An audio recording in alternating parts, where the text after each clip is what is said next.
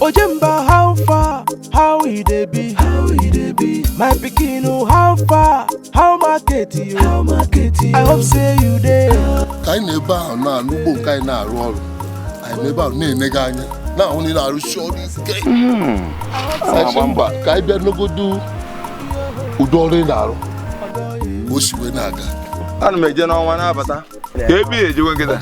Achọ nka nna ruo obem ka nje zute ike na asịkwa na onye arụtụkwa ya ga-azụ ike. It's about going to the moon. Ị chọrọ ịga n'ọnwa? Achọ m ịga n'ọnwa ozugbo. Ịnụkwanụ m.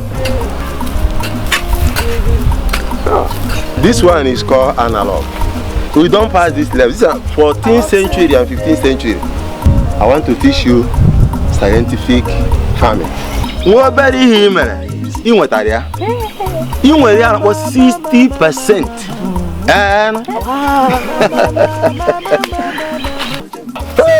Ekwute mmiri o. Nekwa na mmiri o. Ya na mmiri odu. Ya kwa mmiri o. Na mmiri. Ihe mbosie. Chineche kwa mniga ha biolota. Mua. Ama biolota. Ka agụ no bịa. Wee bịa gbo moto si agụbushi ndị nọ n'obodo anụ a. Ko maka enu maka nke a.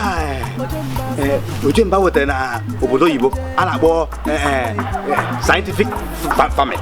Scientific farming. Eléyìí gbasa scientific na ọrụ ugbo ya na anwụ dị ote na-acha. Ndị obodo anyị na-amụma ke. Ebe ọbụla m gafere na-amụma. Ụlọ akwụkwọ anyị ụmụ akwụkwọ anyị na-amụma ke ya. Maka akwa anyị nọ n'iyi otu gị anyị nwere. Nke bụ eziokwu bụ na aga m adọrọ ọnwa deti ya n'ala. Were kpakpando tinye n'ụlọ onye ọbụla a na-afụ ụzọ hapụzie m. Ọkpọlọjọ mgbe ka ụkwụ opie ebe ka ọ pịrị ịnọ ya mụ ebe a. Ebee ka isi apụta?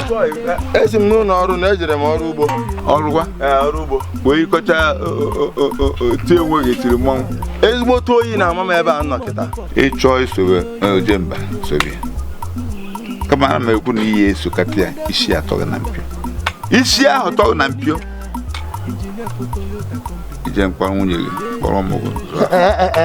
Maazị Ibekwe. Agwatakwa gị. Orube ha n'ụdị a. Nwa anyị na-enweta n'aka gị. Anyị ruha na n'ọnwụ ka gwụna. Ojemba ana m arụzi. Ịnụkwa? Kwụọ m ụgwọ ka m lụọ.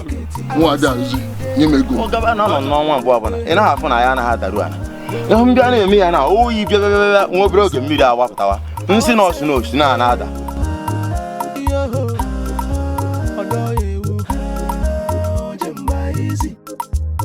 Ojemba, how far? Ịma ihe na-eme? Ịma ihe na-eme? Nekwa na anyị so ama ihe na-eme. Mba, ọ bụghị n'anya ka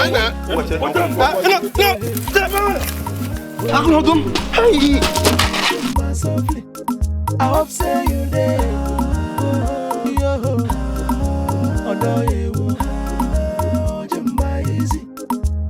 Your money fly go overseas.